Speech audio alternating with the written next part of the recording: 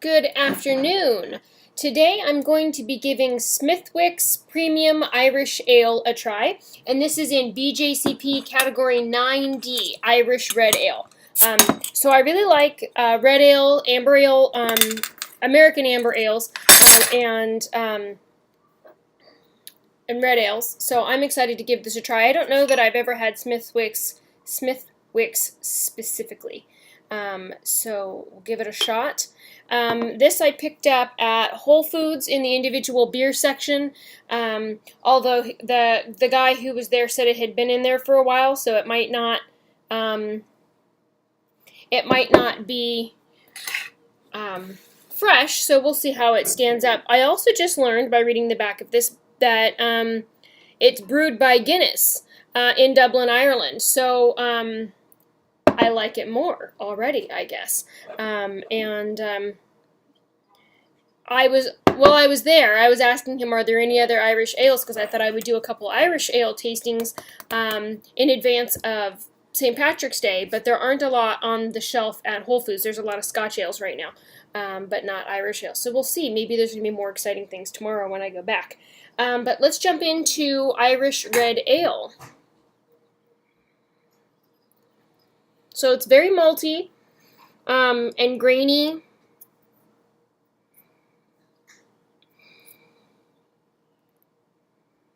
I think it's a little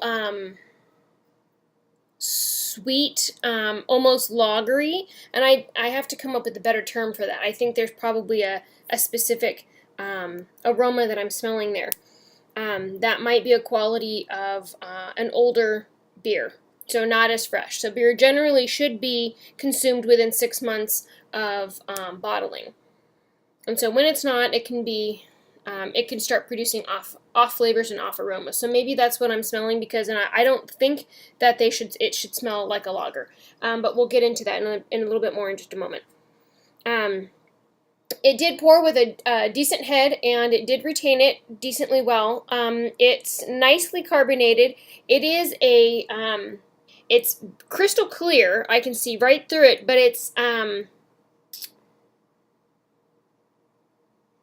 not red. It's not even a copper color. It's brown. And I'm looking, let me see if you can see that color or not. I don't know.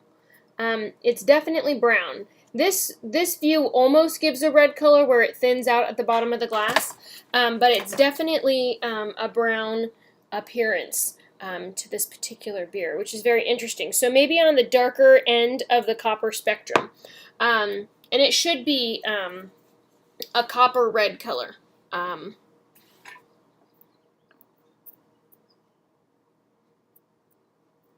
Okay, flavor, my favorite part.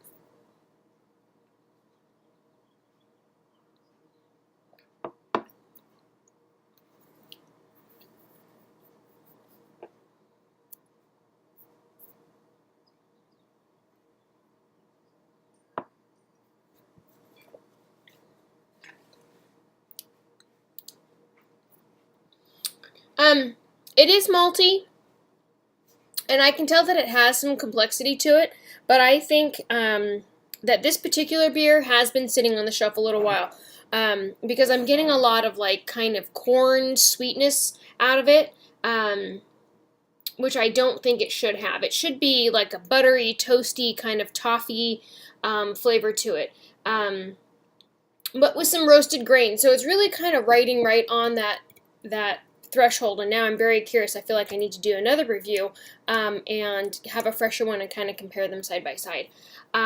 But a red ale, and particularly an Irish red ale, shouldn't have a lot of hops flavor at all. If it does, it would have an English hops flavor, so that's a little bit different than what we're expecting from an American hop flavoring that you would get in an American IPA, where we get that kind of piney, citrusy flavor. An English-style hops would be kind of more earthy or flowery, but in this beer, I'm not tasting hops at all, and I really don't get any smell of hops either.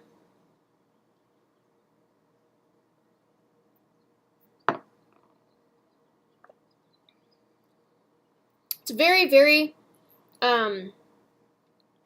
Oh, so this is interesting. It actually says on here, clean and smooth. Lager versions can be very smooth. And so apparently I'm wondering if this might not be lagered, and that's why I'm kind of getting that flavor. I almost feel like doing a Google lookup while I'm doing this video in order to find out if that's the case. Because if that's the case, that could, if they're using a lagering yeast and it's resting a little bit longer at a colder temperature, fermenting at a little bit longer at a colder temperature, that could impact the flavor, and that could be why I'm getting a lager, very distinct lager type smell and flavor. So I'll do that research, and I'll put that in the description of this video so that way that gets clarified. But mouthfeel wise, this is a very drinkable beer. It's got great body, and it's got nice crisp carbonation.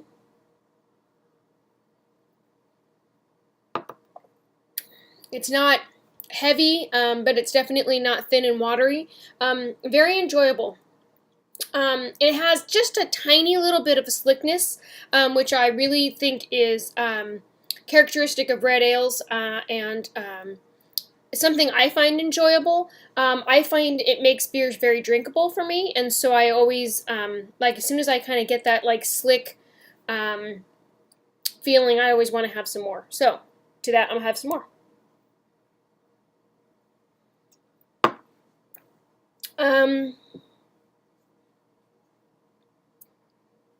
Oh, I forgot to look at alcohol content. Jeez. 4.5% alcohol by volume. And so this style should have between 4 and 6% alcohol, with IBUs between about 17 and 28. So it's definitely on the low end, very mild flavor, very low bitterness, low alcohol content, low to medium alcohol content. So it's a great beer if you're going to have a couple. So overall impression, I think, and it says here even, it's a very easy drinking pint. It has nice initial sweetness, leaves a little bit of a dry kind of flavor with that really roasty grain flavor that makes you want to go back and have another drink. So very drinkable.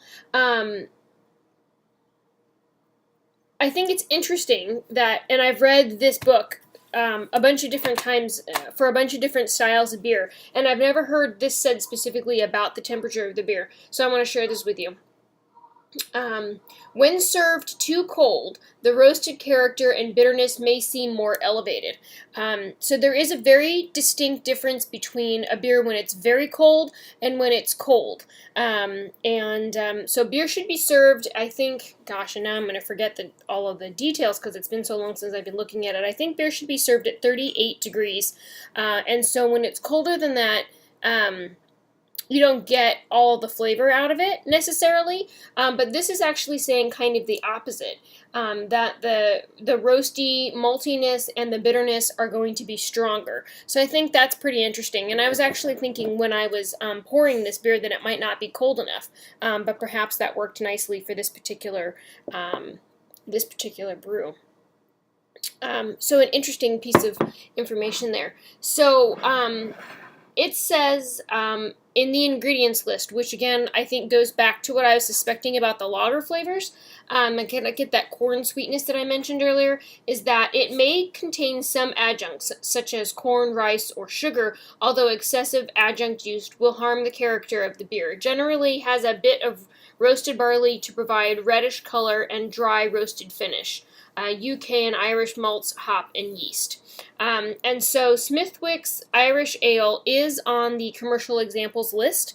So this should be a pretty standard version, pretty standard beer for this particular style. I find it very drinkable overall and enjoyable. I like Guinness a lot, so if I find out that it was brewed by Guinness, I tend to probably have a bias in favor of it, but I think it's great, and if you're looking for a new red ale to try, I suggest you give it a shot and share with me down below if it's something that you like a lot. I would love to hear from you, or if you disagree with my review, I would also love to hear why it is that you didn't enjoy this beer, or you didn't think that it rated well in the Irish red ale category. So thank you so much for watching, and have a great night.